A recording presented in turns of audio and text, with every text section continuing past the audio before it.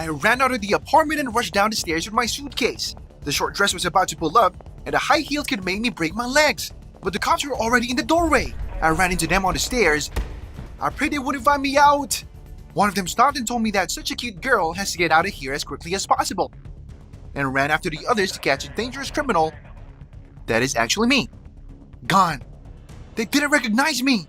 I've been a guy named Joe for 20 years, but now I'm red-haired beauty Maria. And no, I didn't change my gender.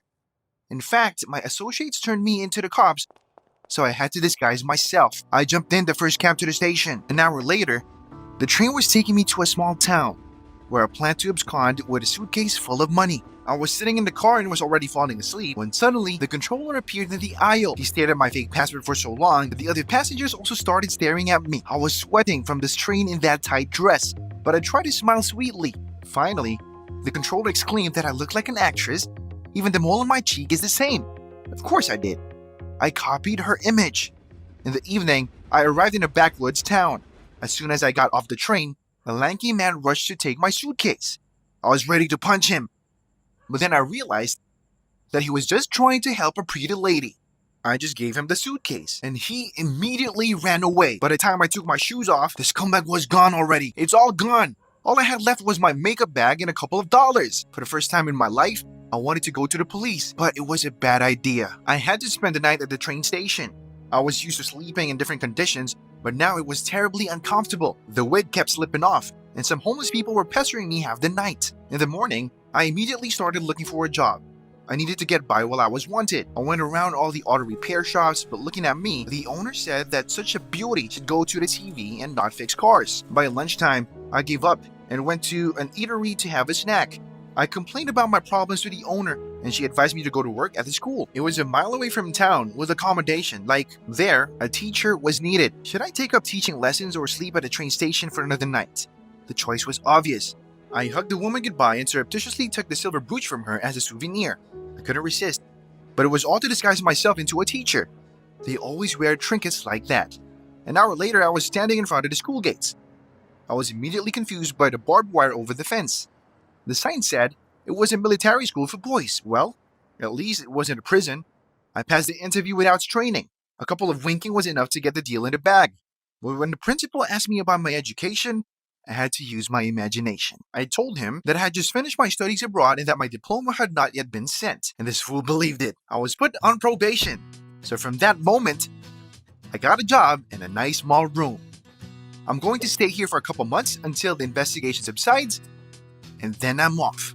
The principal also promised to give me a new class. And why is he trying so hard? Did the old man decide to hit on me? God forbid. I'll have to hide from him as well.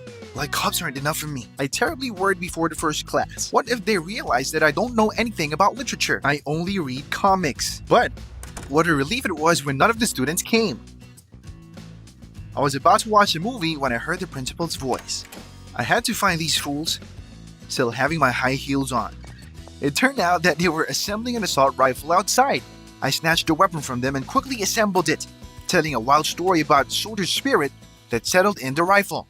Meanwhile, a guy in a sports suit came up to us. He turned out to be the local PE teacher, Tom. He looked at me with such a nasty smile that I wanted to hit him. Gosh, why is everyone at this school so interested in seeing me? I'm hiding from the cops, by the way. I don't want to go to jail.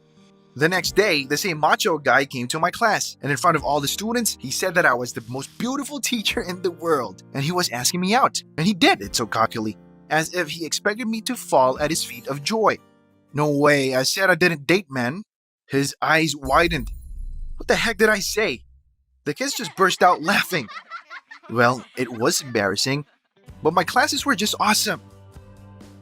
Once I remade Romeo and Juliet and told them that it was a real story, and it happened in a distant province with my aunt. That's where I learned how to assemble assault rifles when all the swords were taken away. The boys were delighted. They learned poems by heart. I think I was starting to enjoy working as a teacher. But Tom couldn't calm me down. In the dining room, he got me a heart-shaped cake in front of other teachers. This was so frustrating. I dropped it on the floor and blurted out to Tom that I wasn't some woman to give me darn cakes. Tom turned red and stormed out of the dining room, shouting that I would regret it. I was about to conduct the first test. I had already photoshopped my diploma and started reading a lot of books. As a result, I managed to somehow concoct the test using the internet. The day before, I was so worried that I couldn't sleep. I had to sleep in a woman's nightgown for secrecy. And this isn't very convenient, actually. And then I heard a knock on the door. I jumped right up, put on a wig and a dress. I opened the door and saw my student. In tears, he told me that Tom, the PE teacher, was trying to persuade him to send me up during the test. The kid was supposed to give me the money, and the other guy was supposed to take a picture of it. Tom was going to send these photos to his parents and to the newspaper. I was furious. No one can accuse me of something I didn't do. I burst into PE class this morning. Tom was so happy to see me until I twisted him with my signature move. Learn, kids. I only let go when I felt my fake breast slide down to my navel. Man, I hope it didn't notice. I had to get out of there before the guy came to. But from the moment on, I was on tenterhooks. What if he figured it out and was going to turn me in? How terrified I was when a cop showed up at school the next day. They gathered all the teachers and gave them flyers with a photo of me still being Joe. Tom looked at the flyer for a very long time, and then he glanced at me. Goodbye, kids. I have to get out of here. I had just made that decision when the principal caught me in the hall and asked for an urgent conversation. In the office, the old man began to talk nonsense that he had applied for a competition on my behalf in order to receive a grant in the future. So that's why he was so nice to me. He wanted to embezzle money with my help. No way. I didn't participate in this anymore.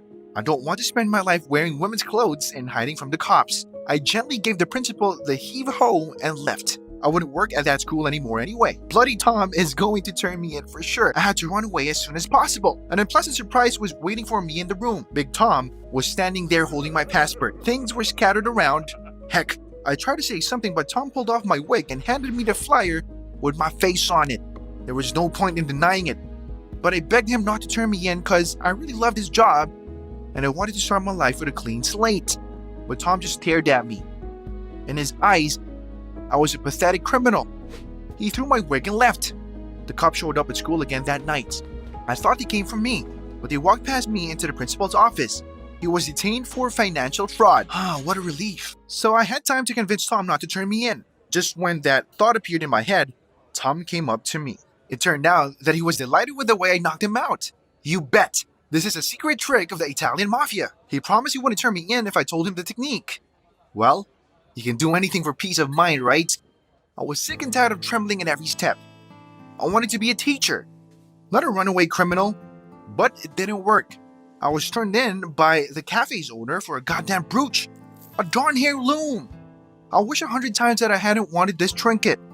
The police came to the school again. They came in the classroom and tied me up right in front of the kids.